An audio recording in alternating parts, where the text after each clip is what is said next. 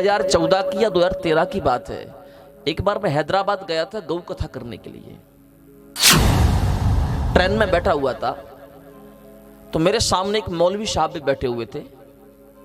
मौलवी साहब ने मेरे से कहा, बाबा कहाँ जा रहे हो? मैंने कहा, मैं हैदराबाद जा रहा हूं। क्यों जा रहे हो? मैंने कहा, मैं गौ कथा करने के लिए जा रहा हूं। अच्छा, गौ कथा करने के लिए जा रहे हो? अच्छा बाबा एक बात बताओ। उस मुसलमान ने मेरे से पूछा, बाबा एक बात बताओ, गाय से आपका क्या संबंध है? मैंने कहा, गाय से हमारा क्या संबंध है मतलब? बोले, गाय से आपका क्या रिश्ता है? मैंने उससे कहा, गाय से मेरा ही नहीं, गाय से संपूर्ण विश्व का रिश्ता है।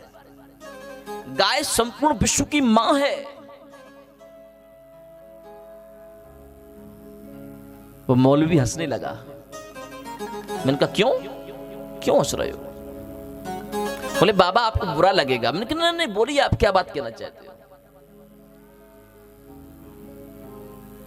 बोले, गाय संपूर्ण विश्व की मां है तो मतलब आपकी भी मां होगी? मैंने कहा, बिल्कुल मेरी मां भी है और आपकी मां। बोले, नहीं मेरी नहीं है। मैंने कहा, आपकी क्यों नहीं? आप अलग से आए हो क्या? बोले, आपका धर्म अलग है और मेरा मजहब अलग है।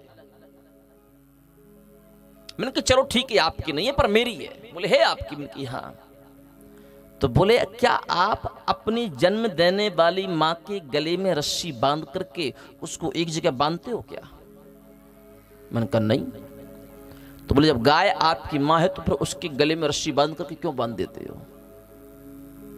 तो मैंने कहा, वो एक परंपरा है कि उनका घर उनके लिए सीमित रहे, वो एक स्थान पर बैठ करके खा सकें, पी सकें,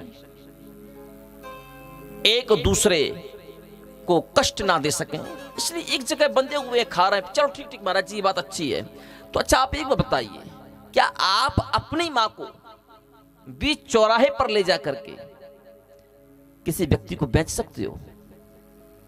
मैंने कहा, नहीं। तो बोले, फिर गाय जब दूध देना बंद कर देती है तो उस गाय के गले में रस्सी डाल करके चौराहे पर खड़ा करके आप कसाई को कैसे बेच देते हो?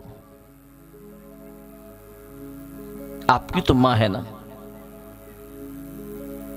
एक तरफ से मां भी कहते हो और दूसरी तरफ से अपनी गाय को कसाई को भी बेच रहे हो। आपको पता है कि जाकर कटने वाली है वो। उस मुसलमान ने मेरे से कहा, बाबा गौ हत्यारे मुसलमान नहीं है, गौ हत्यारे तो हिंदू हैं। जब हिंदू गाय कसाई को बेचेगा ही नहीं तो किसी कसाई की, किसी मुसलमान की इतनी औकात नहीं है कि आपके घर से गाय को खोल करके ले जा और वो काट डाले।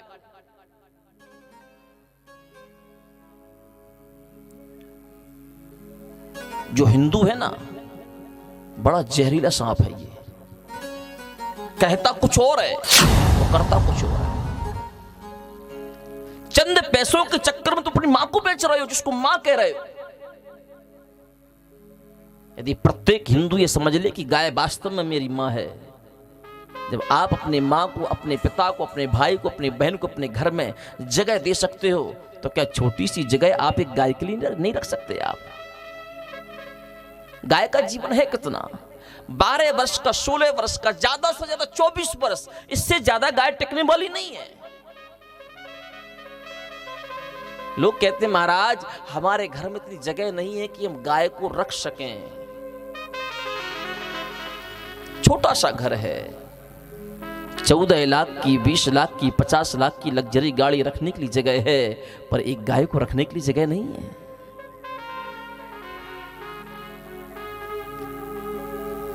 1-1 लाख, 2-2 लाख के कुत्तों को रखने के लिए घर में जगह है, पर गाय को घर में रखने के लिए जगह नहीं है।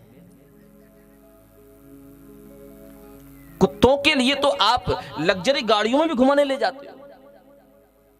जिस कमरे में आप सोते हो ना, उसी कमरे में आप कुत्ते को भी सुला रहे हो।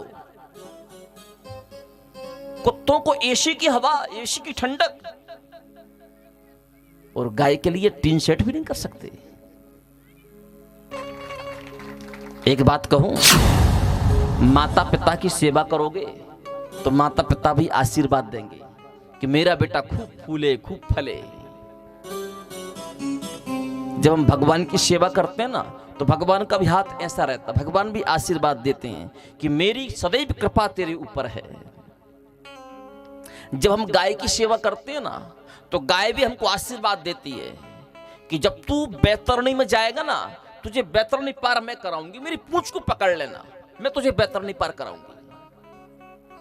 माता पिता की सेवा करने से माता पिता आशीर्वाद देते हैं, भगवान की सेवा करने से भगवान आशीर्वाद देते हैं, गाय की सेवा करने से गाय आशीर्वाद देती है। तो जब हम कुत्तों की सेवा करते हैं तो कुत्ते भी हमको आशीर्वाद देते हैं।